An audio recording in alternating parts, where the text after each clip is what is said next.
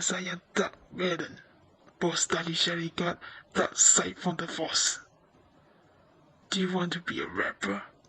First, you need to learn raps. Let's jump the dark side. Raps.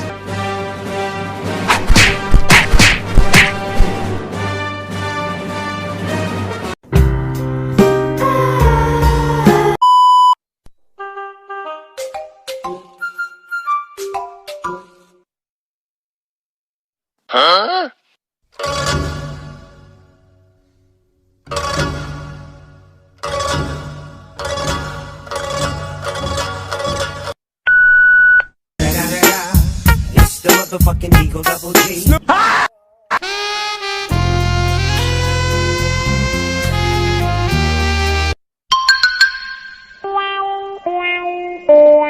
Selamat sejahtera semua. Hari ini kumpulan kami nak bentangkan tentang pelan kewangan peribadi. Pengurusan kehidupan berdasarkan pelan kewangan membantu seseorang memantau aliran tunai. Aliran tunai positif akan wujud jika jumlah pendapatan melebihi jumlah perbelanjaan.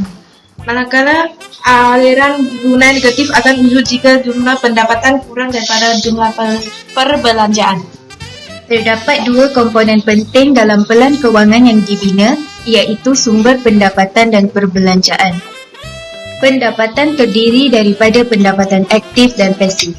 Pendapatan aktif merupakan pendapatan utama iaitu gaji, allowance, komisen dan sumber kewangan lain. Pendapatan pasif terdiri daripada sewa yang diterima, faedah yang diterima, dividen dan lain-lain. Kedua-dua pendapatan ini merupakan aliran tunai masuk. Perbelanjaan. Perbelanjaan terdiri daripada pembelanjaan tetap dan perbelanjaan tidak tetap. Perbelanjaan tetap ialah perbelanjaan yang mesti dibayar atau dibelanjakan seperti sewa rumah, bayaran insurans, ansuran rumah, ansuran kereta dan bayaran kad kredit. Manakala pembelanjaan tidak tetap akan berubah setiap bulan mengikut corak pembelanjaan seseorang individu. Contohnya adalah seperti pembelanjaan petrol, barangan dapur, pembayaran bil elektrik, bil air dan sebagainya. Kedua-dua pembelanjaan ini merupakan aliran tunai keluar. Yang di sini kamu semua boleh tengok perbezaan antara pendapatan dengan perbelanjaan.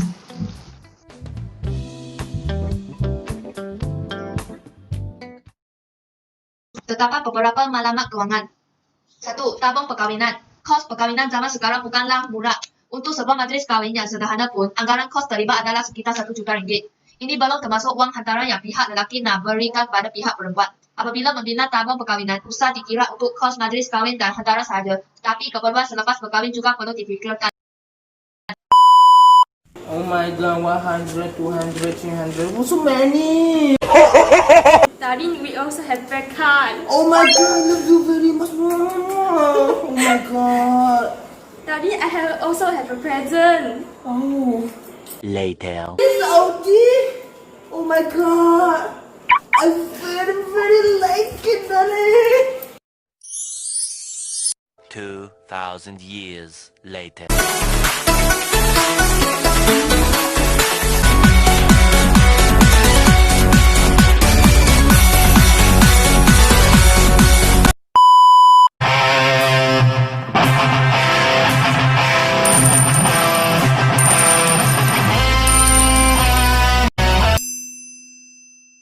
Kedua, dana kecemasan. Membina dana kecemasan juga adalah maklumat penting dalam pengurusan kewangan yang baik. Dana kecemasan bertindak sebagai pelindung kewangan dalam situasi-situasi kecemasan.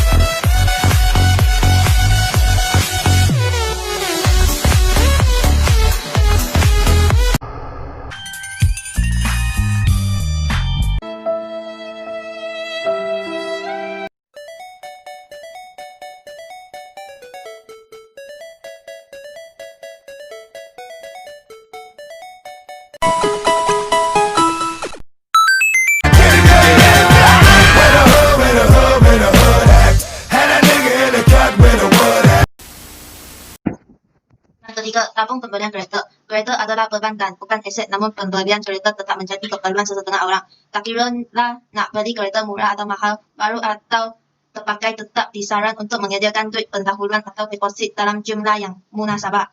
Walaupun ada pakej pembelian kereta secara zero down payment atau make-up loan yang mana tidak memerlukan jumlah deposit yang tinggi. Namun sebaliknya, sediakanlah deposit sekurang-kurangnya 10% daripada harga kereta, lebih baik. Jadikanlah kemampuan membayar deposit sebagai syarat utama sebelum pembeli kereta. Jika tidak mampu mengumpul deposit, maksudnya Anda masih belum layak memiliki sebuah kereta. Semakin banyak deposit yang disediakan, semakin kurang bayaran bulanan kereta, atau tempoh pembiayaan atau pinjaman kereta dapat dikurangkan kepada tempoh yang minimal sahaja supaya lebih cepat bebas dari hutang kereta. Yang keempat, tabung pembelian rumah. Kos yang terlibat bukannya sedikit. Tiga kos utama yang perlu ditanggung dalam proses pembelian rumah adalah deposit pembelian, kos kewangan dan perjanjian, serta kos keperluan rumah. Apabila rumah sudah siap nanti, mestilah perlu sediakan duit untuk membeli keperluan rumah seperti perabot, lampu dan perkakas dapur. Itu belum ditambah lagi dengan kos pengubahsuaian yang hendak dilakukan. Jadi memang memerlukan kos yang agak tinggi. Jika ingin mengurangkan kos, boleh cuba cari pemaju yang menawarkan deposit yang rendah dan kos kewangan dan perjanjian percuma.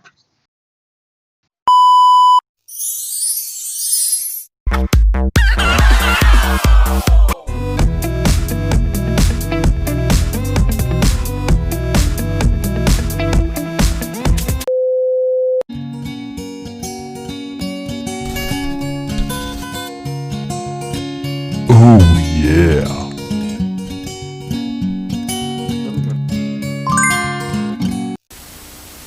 Kelima, tabung pendidikan anak-anak. Sebagai menjelang dewasa, sudah pastinya kehidupan akan berubah dengan kehadiran anak-anak yang merupakan amanah dan harta yang tidak bernilai.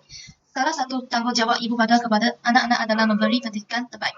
Kalau dulu, kita boleh berharap kepada beasiswa, bantuan kerajaan, dan ataupun pinjaman pendidikan. Tapi pada masa depan, kemudahan kewangan tersebut mungkin semakin terhad. Kos pendidikan mungkin akan semakin mahal. Jadi, kita dapat tidak perlulah menyediakan tabung pendidikan anak-anak. Sebaik-baiknya, mulakan seawal bulan pertama kelahiran ataupun sebelum kelahiran lagi. Sediakan satu akaun khas untuk anak-anak supaya tidak bercampur dengan duit lain. Students with good grades in 2020. Oxford Jeslyn Leigh. Hello.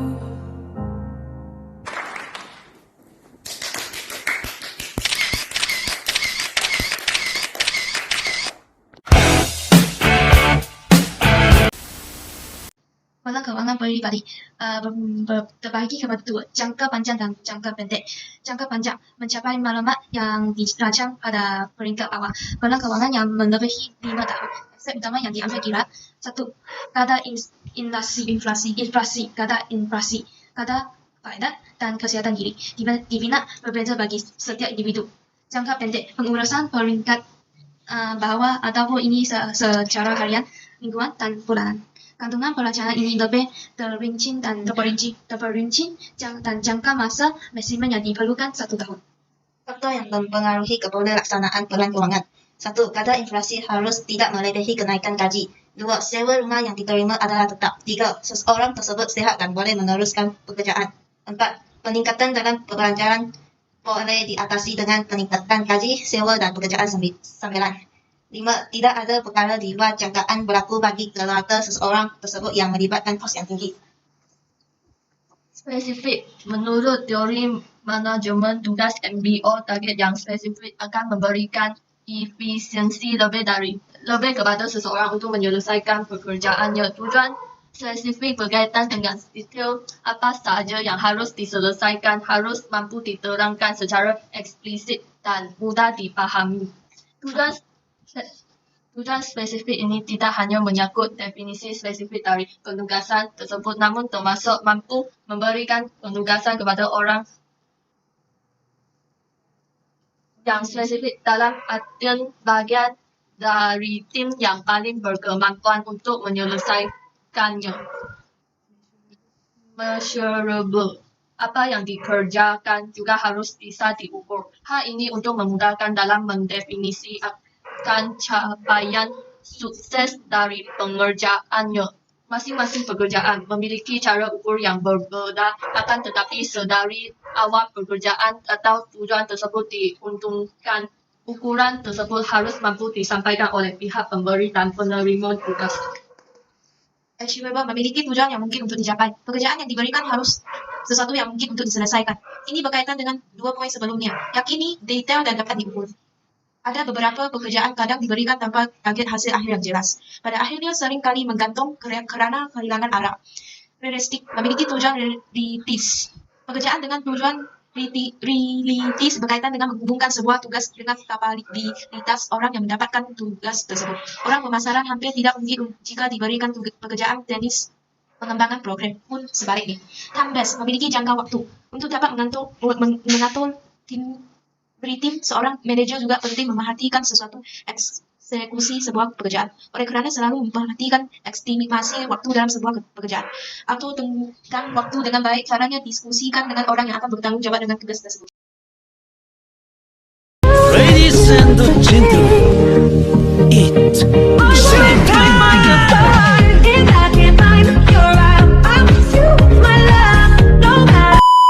Oh my god, darling.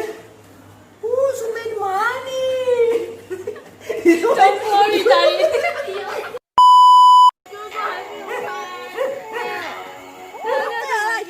走前面。我们一有吹，有吹，有吹。走啊！